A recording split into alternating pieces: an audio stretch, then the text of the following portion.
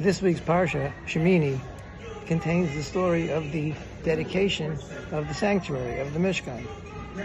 And it started out to be a wonderful occasion as they brought sacrifices and a fire came down from heaven to consume them, which was a sign of divine favor.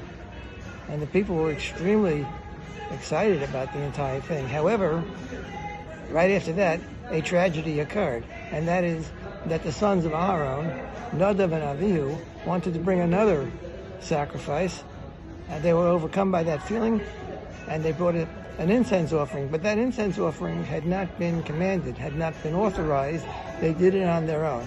This led to a tragedy as the fire came down from heaven and consumed them. So in the midst of this great celebration, you had this terrible, terrible tragedy.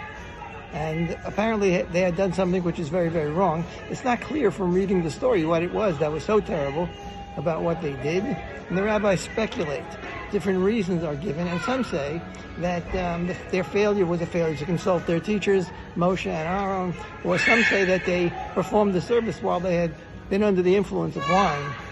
Because the very next chapter talks about the prohibition for any Kohen to perform the service in the Beis HaMikdash, in the Holy Temple, after he's imbibed a certain amount of wine. It doesn't have to be that great an amount of wine.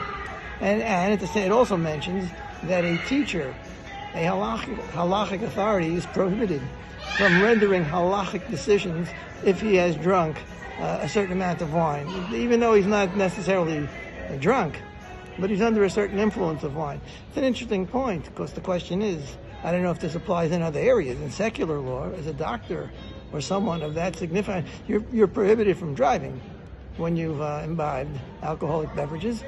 And I don't know if a doctor has the same prohibitions, but it should apply. And I'd like to discuss the reason for this, why it's so strict in terms of rendering a halachic decision. Well, first of all, because in order to do so, you have to show respect for the Torah. Now, you can't just say whatever you want to say, whatever feels good to you, whatever makes sense to you. As the rabbis say in chapters of the Fathers, you should be deliberate in judging.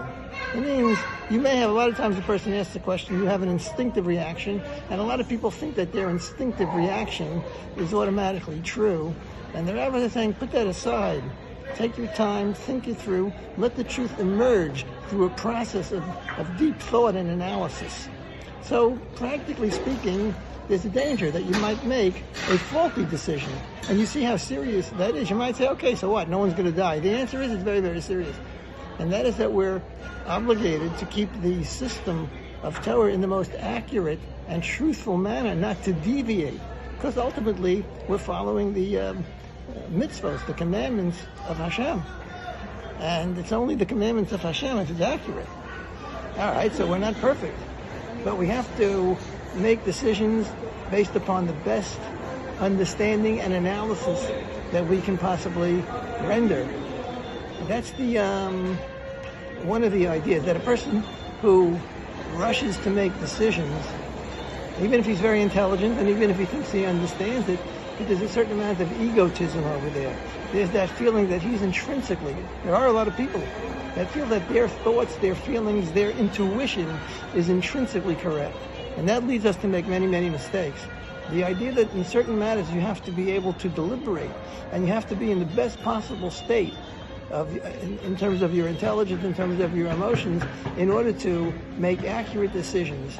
That's a very, very important thing. And basically, it can be summed up that we should not rush to judgment if we have the time and the opportunity to consider the matter more deliberately.